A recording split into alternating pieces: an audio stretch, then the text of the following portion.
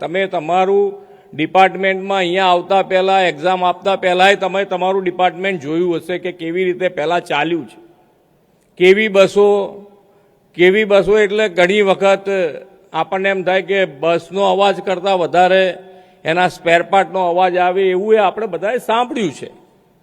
અને એની અંદરથી આજે એક સારામાં સારી વ્યવસ્થા સાથેની એસટી બસો આપણે ગુજરાત સરકારે વ્યવસ્થા કરી છે. આશે જે વોલ્વો બસો સુધીના આપણે પહોંચ્યા છીએ, એસી વોલ્વો બસ સુધીના આપણે પહોંચ્યા છીએ.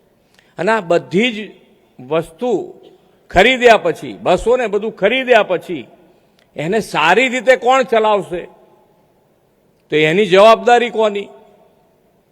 તો અહીંયા બેઠેલા સૌ મિત્રો આજે જે ઓનાયત પત્રો મળશે એટલે તમારી જર્ની શરૂ થશે કે ભાઈ આ બધી જ વસ્તુ સારી રીતે મેન્ટેન થાય. અને જેના માટે આ સેવા ઊભી થઈ છે એ લોકો દિન પહોંચવા માટે ટાઈમસર, અત્યારે તો લોકોને બધાને ટાઈમ ટુ ટાઈમ લોકો બધા ધ્યાન રાખતા હોય, તમારું ધ્યાન રાખતા હોય ને અમારું ધ્યાન રાખતા હોય કે કયા ટાઈમે તમે ક્યાં હતા એની તમને ખબર ના હોય, પણ એમની પાસે બધી માહિતી હોય કે તમે આ ટાઈમે તો અહીંયા હતા. હોય છે ને, તમે જાઓ એ પહેલાં તમારી રીલ પહોંચી જાય, અમે તો જઈએ પહેલાં અમારી રીલ પહોંચી ગઈ હોય.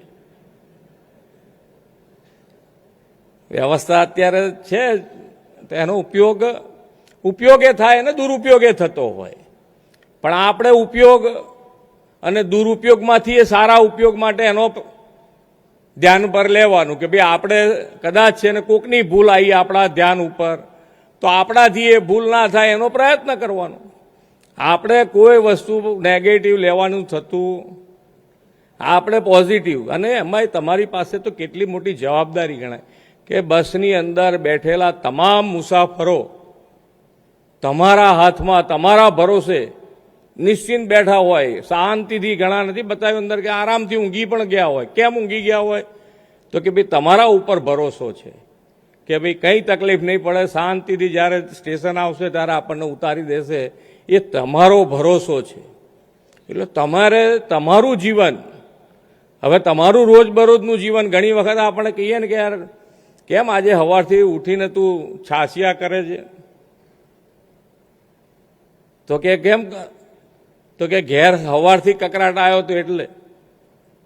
હવે એ તમારા જીવનમાં ચાલે? ના ચાલે.